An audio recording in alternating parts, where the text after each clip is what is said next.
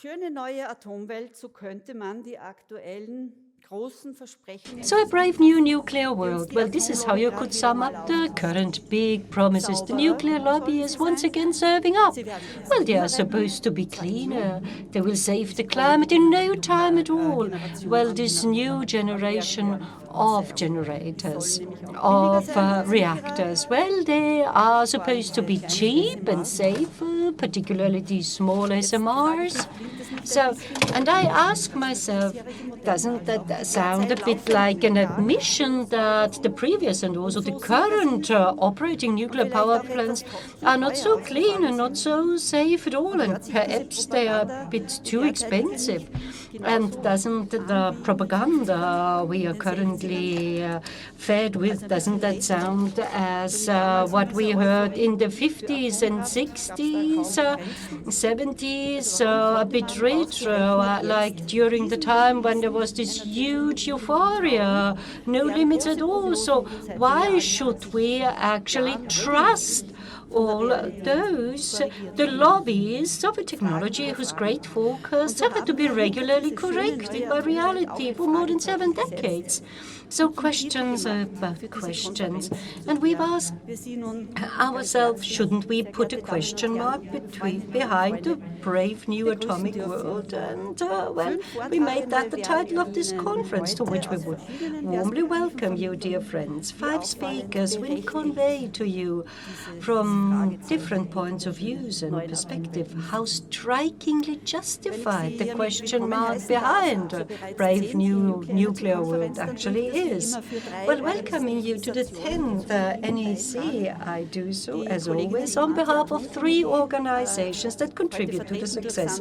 The colleagues from the Anti-Atom Committee, represented today by Sandra Wagner. Elfie Guttenbrunn, I assume that she will arrive a bit later or will not be able to attend, but Manfred Doppler is in our midst, and Josef Engelmann, and you have already met them at the reception desk. My colleagues from Atomstopp, Atomkraftfrei Leben, and this is Claudia Kotgassner, who, as always, is responsible for smooth process of the conference from the beginning to the end, from the bookings to reserving and accounting. So she's the lady who has the general idea of everything that's going on. Anna Weinbauer is responsible for the technical preparation and also for the visual success, so for the presentations which will be shown today. And Herbert Stoiber, he will be the moderator of today's program. My name is Gabi Schweiger, and I'm here to represent Mothers Against Nuclear Danger, Mütter gegen Atomgefahr, the 3rd association involved in the organization of NEC, and I have the pleasure of welcoming you. Well, since 2014, we have been hosting the NEC in Prague and Linz, alternatingly, with our colleagues from the Czech Republic. And as always, we would like to thank the province of Upper-Austria, which provides the financial budget for us NGOs within the framework of the province's anti-nuclear offensive, on the basis of which this conference series has been made possible. So with the support of the province of Upper-Austria, the fact that this anti-nuclear commitment is not just empty words or lip service, but it is also supported in terms of content, and this is a cross-partisan movement, because in terms of the registration list, we could also see that all relevant parliamentary groups in the province parliament are represented by members. So in the interest of the anti-nuclear commitment in our province, this is absolutely honest, and they're represented. And our provincial councillor, so to speak, Stefan Kaineder, he is the patron of these conferences.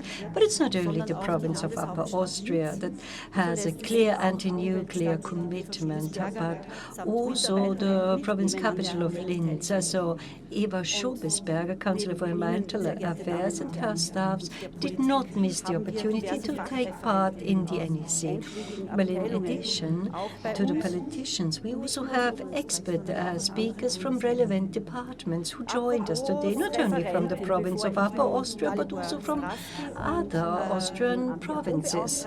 Well, speaking of the speakers, before I would like to ask Dalibor Stráský, the state's Anti-Nuclear Commissioner, and Stefan Kaineder, Province Councilor for the Environment and Climate, to give the opening address, I would like to use the opportunity of the 10th edition of the NEC as an opportunity to highlight the role played by a person who has been active here since 2014, Veronika Giesen.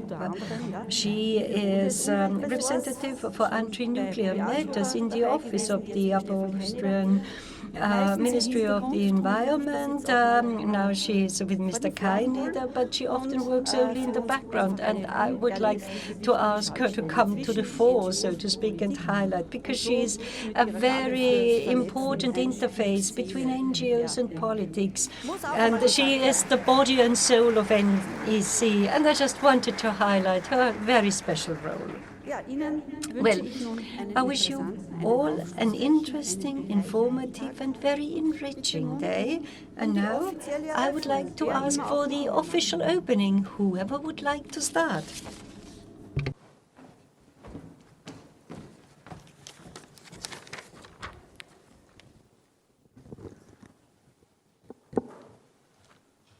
Märchen beginnt. Well, fairy tales usually start with once upon a time.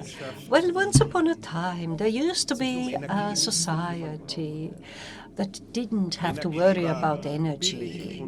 Energy was cheap and available everywhere. Well, pipelines transported energy into the country. Well, the energy was provided by a good friend who made it available at very favorable costs, and any time this source of energy, you couldn't hear it, you couldn't smell it, and it provided and supplied energy to the people at very, very low cost. And this was the fairy tale the Austrian society, but actually the entire society in Central Europe had to believe in. It was a beautiful fairy tale. Nobody had to worry about energy supply. And all of a sudden the supplier started a war, and the wake up was tough, and reality was very, very sad. And what does a society do? A society whose energy supply becomes a bit shaky. The society, well, sought to find new fairy tales, and there is this energy vacuum caused by the war in Ukraine, the use of gas as a weapon here in this war. The nuclear lobby comes and shares a new fairy tale with us. Well, there will be a society that doesn't have to care or worry about energy supply, that doesn't sound loud, that doesn't smell, that is always there. We just have to build a new nuclear power plants. Will be state-funded. Reactors will be very small. You will hardly notice them. And they will supply society with energy. And then nobody will have to care. Nobody will have to worry at all. But reality looks very different. Reality is very difficult, more complicated, and most of all, it is up to us as representatives in politics, us as citizens who have their own views. So it is upon us to make sure that our society does not succumb to the next fairy tale. Well, energy supply in Europe will be a different one. different than all these people who want to sell fairy tales to us, make us believe. Well, nuclear power plants are indeed dangerous, indeed expensive, and it takes decades to develop them. Decades we do not have with a view to the climate crisis. And this ostensible safety of energy supply with a small nuclear reactor that always provides energy is not true. This is a fairy tale, and this can also be corroborated by scientific facts and figures. And I'm very proud that since 2014 we have, based on scientific discourse, been networking within the framework of the Nuclear Energy Conference that is again being organized in Linz. And I would like to thank all these associations and organizations that organize the NEC and make it possible. This day today will be a day that focuses on the fairy tale of the small modular reactors. You will be shared with information that focuses on whether they are actually implementable, how mature they are, the question of reliability, availability, and most of all, safety of this form of energy. And I'm most grateful that this NEC has again been organized in a most professional manner. And I'm also very grateful, I would like to highlight that we have members of the province Diet that represent almost all parliamentary groups represented in our province parliament. I'm sure that it will be an exciting day. We have joined forces, as is always the case, across party lines to prepare our anti-nuclear approach, and this is something unique, and this lifts our anti-nuclear work of the province of Upper-Austria to a new level, and this strengthens our clout when it comes to fighting nuclear power. I'm most grateful to have Martin Litschauer in our midst. He's the member of the Austrian National Council.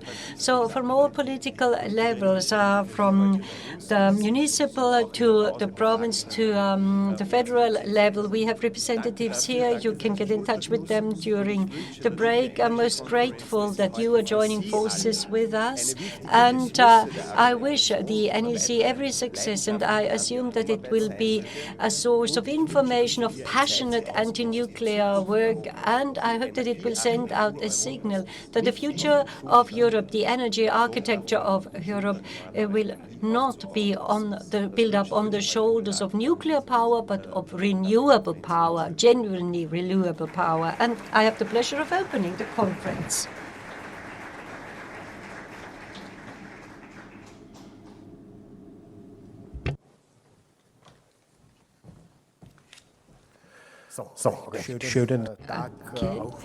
Wish you a lovely good morning, dear guests, dear friends, and relatives. Yes, it is a great pleasure that we are again meeting us in person. I mean, actually, I'm not a big fan of video conferences. The topic of today's conference are the small modular reactors, and the nuclear industry is radicalizing itself, actually, and there are these very ambitious plans. But I am referring to radicalization in the sense of the word radix, source, root. So the nuclear industry returns to its roots, to its origins. We know the first reactors were the small reactors, originally designed for military purposes. And only in the 1960s, the then leading nuclear company, Westinghouse, came to the conclusion that nuclear power plants with an output of less than 600 megawatt will not pay off. And since then, at least in the western part of the world, the big, large nuclear reactors were developed later on also in the eastern part of the world. And by now, the large, more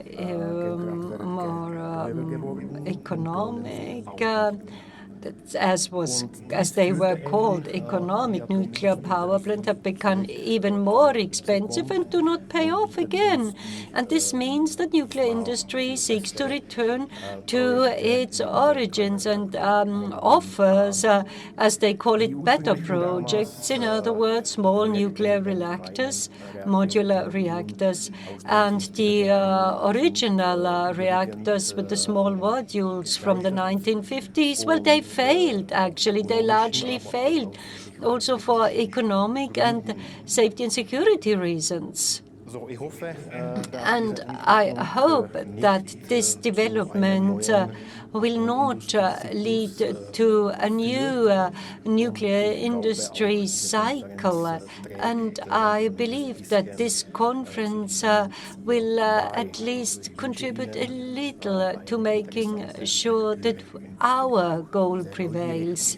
I wish you an interesting day, and I'm curious for what I'm going to learn today. Thank you.